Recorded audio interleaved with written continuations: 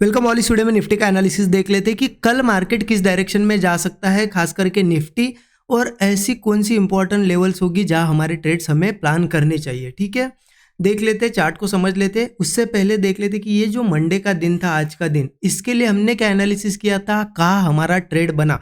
क्योंकि एनालिसिस को मार्केट ने इतनी अच्छी तरीके से रिस्पेक्ट किया है। मॉर्निंग में ही मुझे यहाँ पे एक बुलिश ट्रेड मिला और एक बहुत ही अच्छा यहाँ पे प्रॉफिट यहाँ आज के दिन बना है। रिस्क रिवॉर्ड 1:5 के आसपास मिला है और ये सभी ने कैच किया होगा क्योंकि एनालिसिस बहुत ज़्यादा क्लियर था। क्या एनालिसिस था, देखिए सिंपली हमने क्या डिस्कस किया था कि ये रेंज मैंने आपको इस बारे में बताया था कि यहाँ पे एक रेंज बनी है 400 के आसपास, 24,400 के आसपास। अब मार्केट ने क्या किया था, फ्राइडे के दिन इस रेंज को ब्रेक भी किया था। एक बहुत अच्छा हमने ट्रेड भी प्लान किया था, प्रॉफिट भी बनाया, लेकिन अल्टीमेटली क्लोजिंग इसके नीचे हुई थी। तो ये क्लोजिंग कौन सी थी, वीक क्लोजिंग थी।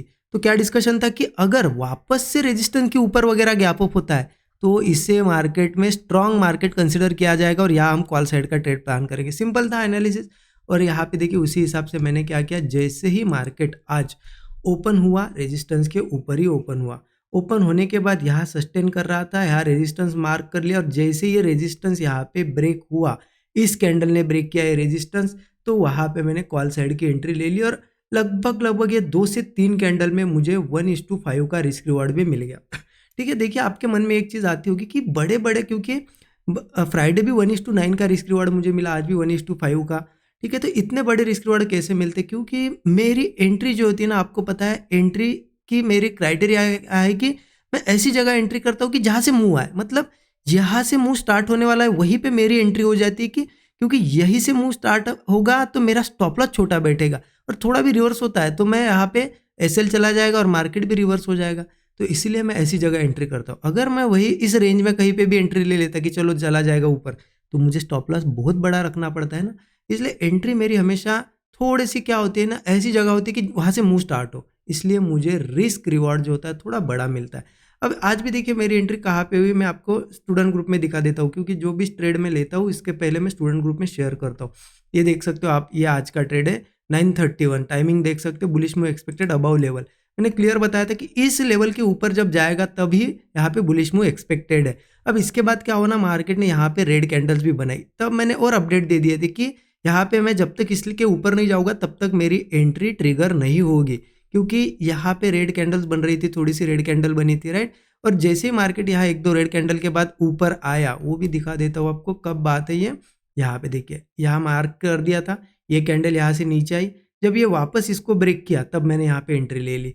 एंट्री पॉइंट भी आपको अगर दिखाऊँ मैं तो ये देखिए, आप देख सकते हो ये मेरी एंट्री थी। स्टॉप लॉस बहुत छोटा बैठा, लगभग 8-9 पॉइंट का होगा और यहाँ पे वन साइडेड मूव आया, 1:5 का मुझे टारगेट मिल गया। ये है हमारा, देखिए आप देख सकते हो यहाँ पे मैंने शेयर किया था और इस कैंडल ने ब्रेकआउट दिया यहीं पे, इसी मूव में 2 से 3 कैंडल में बहुत ही अच्छा टारगेट मिल गया, मैं निकल भी गया, प्रॉफिट पूरा मैंने बुक कर लिया। और सेम देखिए जो फ्राइडे का भी था, बहुत ही अच्छा रिस्क रिवॉर्ड हमें मिला था 1:9 का, वो भी ट्रेड मैंने शेयर किया था। आप देख सकते हो, देखिए सेकंड कैंडल के बाद ही शेयर किया था कि यहाँ से बुलिश मूव एक्सपेक्टेड है और आप देख सकते हो ये हमारी एंट्री थी और सीधा बड़ा टारगेट मिला था। इसी कैंडल के लो का एसएल था 8 पॉइंट का, 7.5-8 पॉइंट का, 1:9 का टारगेट मिला, ये हमारा ट्रेड था। इस कैंडल में हमने एंट्री ली थी फ्राइडे के दिन और वन साइडेड मूव हमें मिला था। तो देखिए क्या होता है ना, अगर सही से एनालिसिस आप करो और एंट्री सही लो तो बहुत बड़े टारगेट्स भी लेना पॉसिबल है, राइट।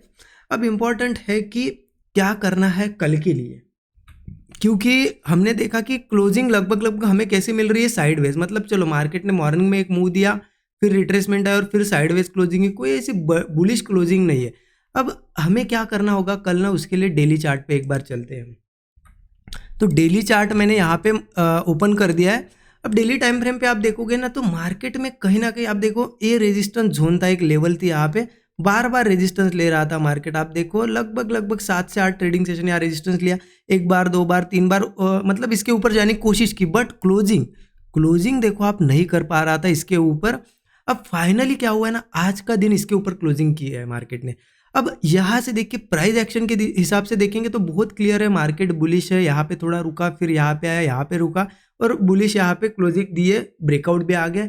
प्राइस एक्शन के हिसाब से यहाँ से वन साइडेड मोमेंटम पॉसिबल है, ठीक है, प्राइस एक्शन के। अब इसमें क्या हो रहा है ना कि आपको पता है हमारे कंट्री में जो अभी के लिए थोड़ा सिचुएशन ऐसी चल रही है, बाकी की न्यूज़ है वॉर या ऑल, तो निगेटिव न्यूज़ है। कैसी है? निगेटिव न्यूज़ है थोड़ी सी। अब इसमें क्या होता है ना कि मार्केट ऐसा ही करता है हमेशा। आप देखो, जब मार्केट यहाँ से इतना तेज़ी से लगभग 2-2,500 पॉइंट जो बढ़ा है, तो क्या हुआ यहाँ से, यहाँ पे भी न्यूज़ चल रही थी इस बीच में कि जो यूएसए ने और चाइना वगैरह के जो टैरिफ लगा दिए, उसके हिसाब से मार्केट यहाँ पे तभी भी निगेटिव न्यूज़ चल रही थी। तो मार्केट का एक स्ट्रक्चर क्या होता है ना कि हमेशा मार्केट को जब जब बड़ी रैलीज देना होता है ना, निगेटिव न्यूज़ आती है। और उसमें क्या होता है ना, अब यहाँ पे ब्रेकआउट भी बन गया, मान लो ब्रेकआउट भी बन गया, बुलिश भी है, दिख रहा है, सभी को दिख रहा है, बट इन न्यूज़ की वजह से कोई भी बाय नहीं कर पाएगा। और ऐसे में ही मार्केट बड़ा मुंह देता है और बड़े प्लेयर्स पैसा बना लेते हैं यहाँ पे, क्योंकि रिटेल पब्लिक क्या करेंगे इसमें कि नहीं, निगेटिव न्यूज़ है यार, गिर सकता है, गिर सकता है, ऐसा सोच सोच के मार्केट ये निफ्टी क्या करेगा, न्यू हाइज भी लगा लेगा।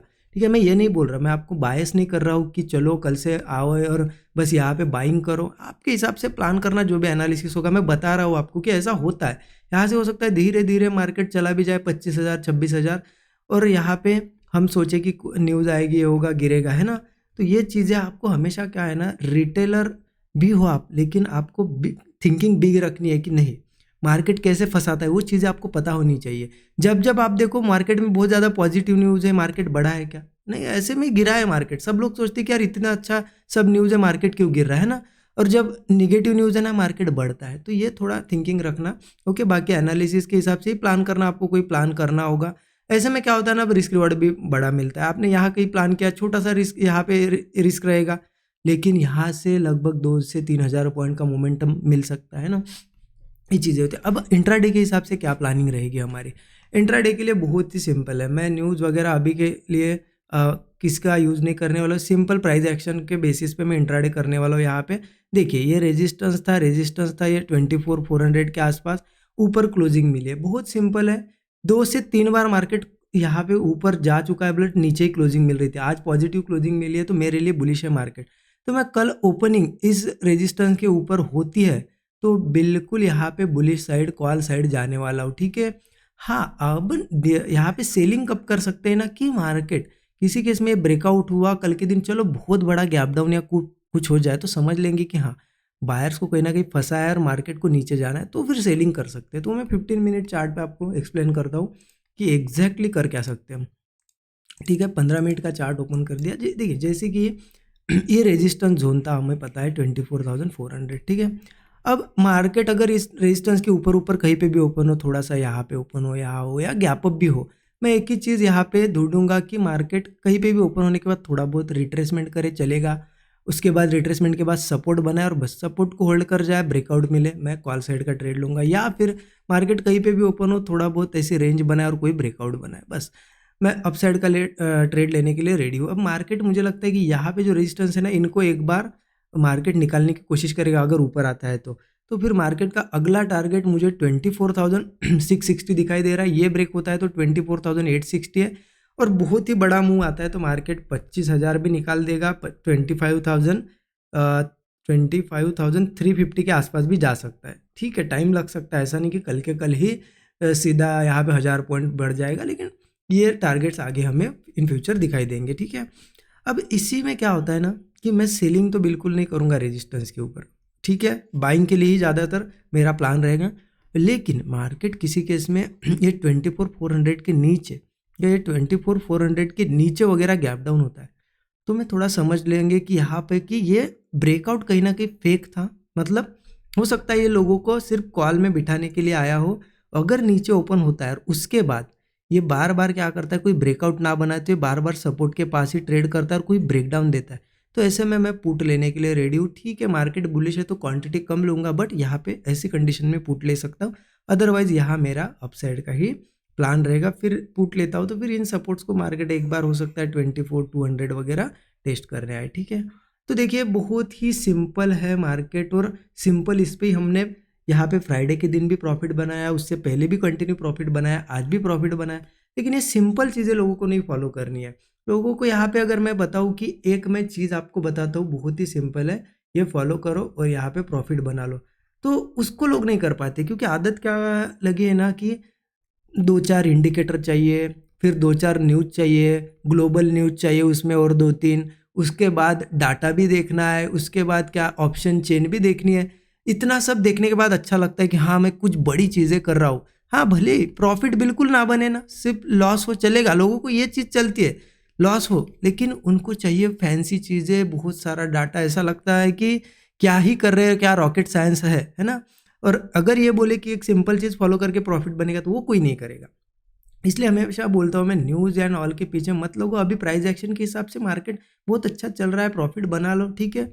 आई होप चीज़ें आपको समझ में आई होगी। और बाकी अगर स्टूडेंट ग्रुप आपको अगर ज्वाइन करना है तो उसके लिए आपको मेंटरशिप प्रोग्राम लेना होगा। उसमें 5 डेज़ का मास्टर क्लास है, रिकॉर्डेड है पूरा। आप पूरी चीज़ें, एक एक चीज़ बिल्कुल डीप में सीख सकते हो, उसमें पूरी चीज़ें सिखाई गई। और उसके बाद आपको स्टूडेंट ग्रुप का एक्सेस भी दिया जाता है, ठीक है। उसकी डिटेल्स आपको डिस्क्रिप्शन में मिलेगी, कूपन कोड भी यूज कर सकते हो। अगर सीखना है, लर्निंग करनी है तो ज़रूर आप चेकआउट कर सकते हो। Thank you so much everyone.